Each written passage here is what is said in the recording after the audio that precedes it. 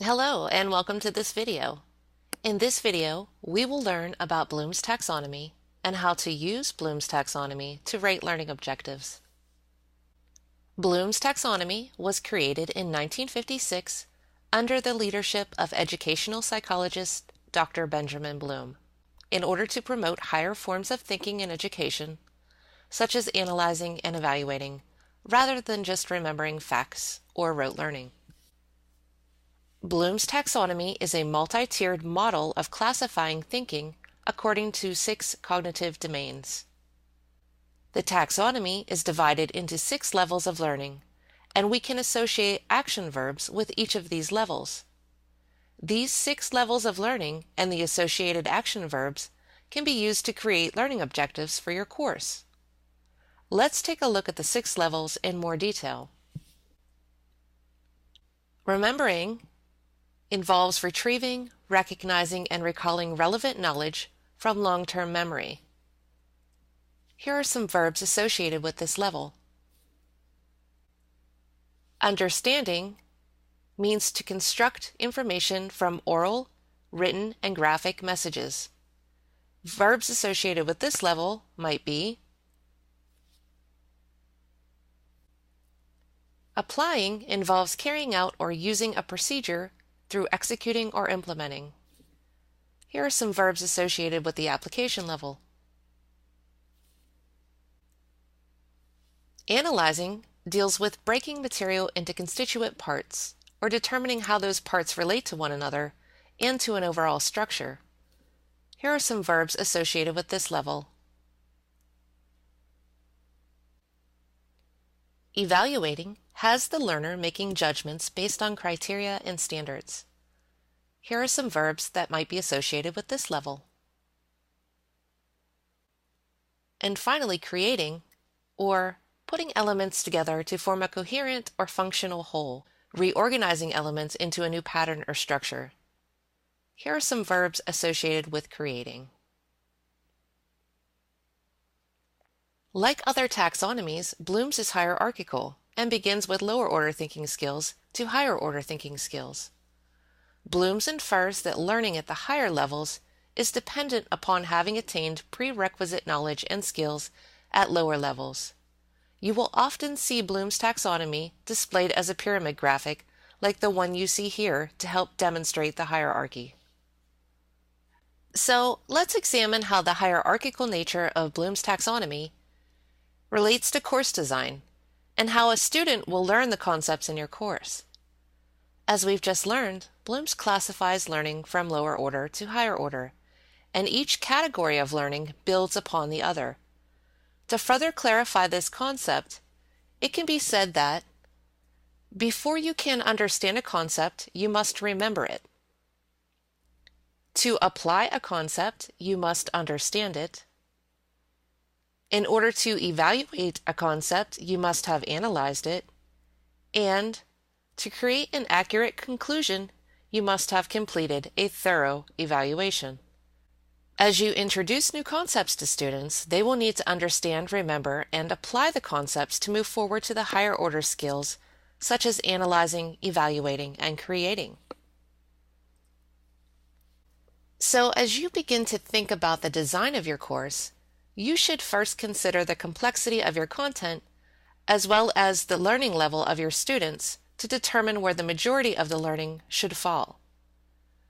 Lower level or introductory courses introduce a variety of skills and new concepts, and therefore have a majority of the learning objectives fall within the lower order thinking skills.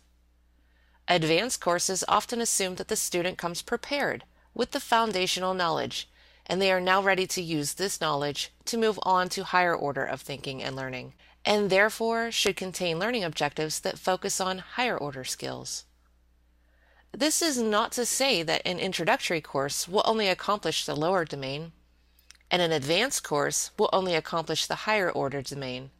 In fact, every course should have a variety of objectives from each domain. However, how many of the objectives that fall within the lower or higher domains is often dependent upon the content and the level of mastery that the student is expected to achieve. To help instructors select verbs for their learning objectives, we've created what we'd like to call a Bloom's wheel that contains the levels of Bloom's taxonomy, associated verbs that pertain to each level, and some suggestions of activities that are associated with each level. You can download your own Bloom's wheel at the link shown on the screen. I'll be showing you how to use it in just a bit. And now that we understand Bloom's taxonomy, let's use what we've learned to construct a measurable learning objective. First, you should start with a STEM sentence. All learning objectives contain a STEM sentence.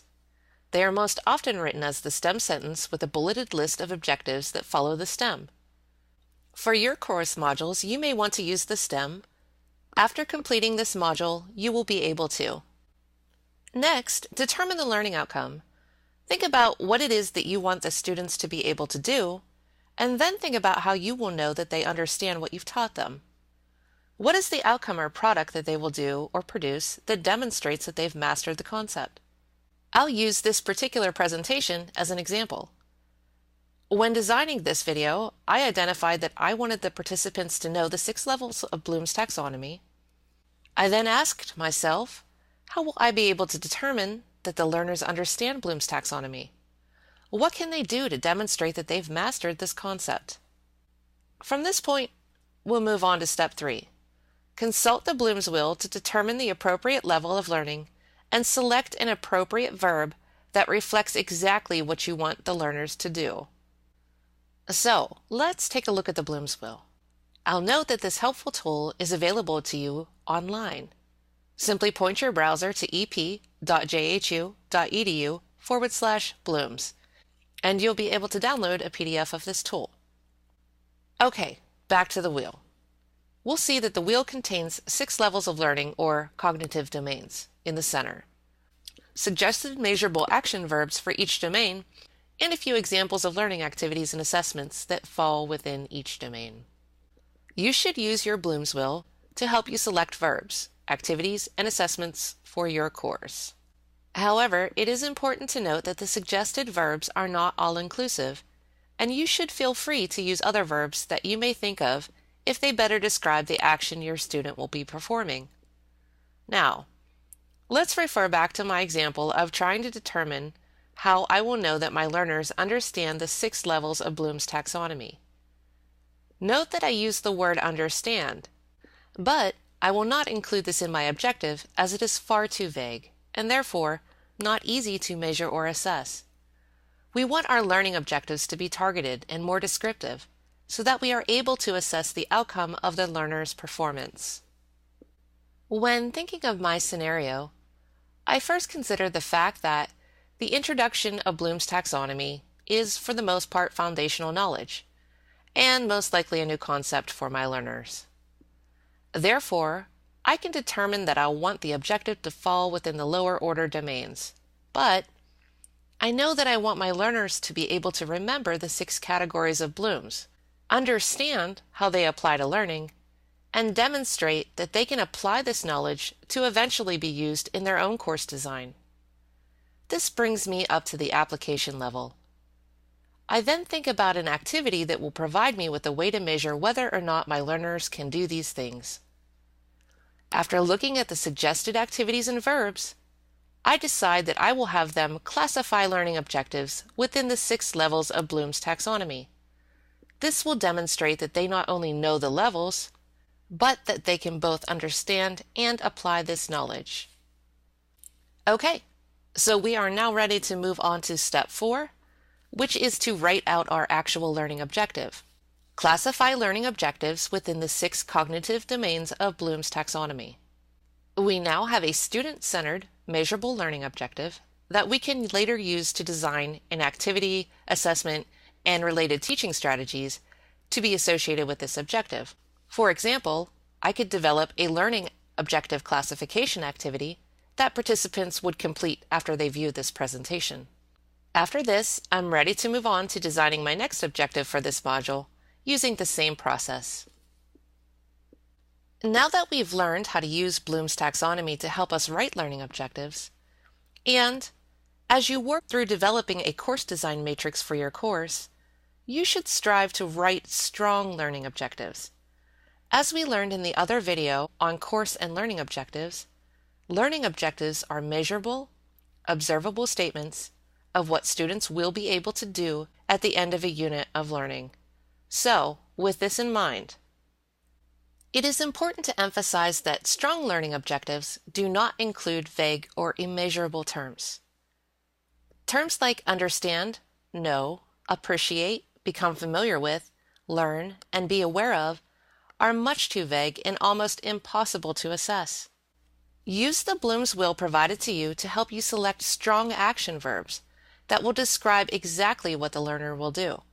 This will help to ensure that you are writing specific, measurable, and observable objectives that will provide a solid foundation for your course design. This concludes this video. Thanks for watching.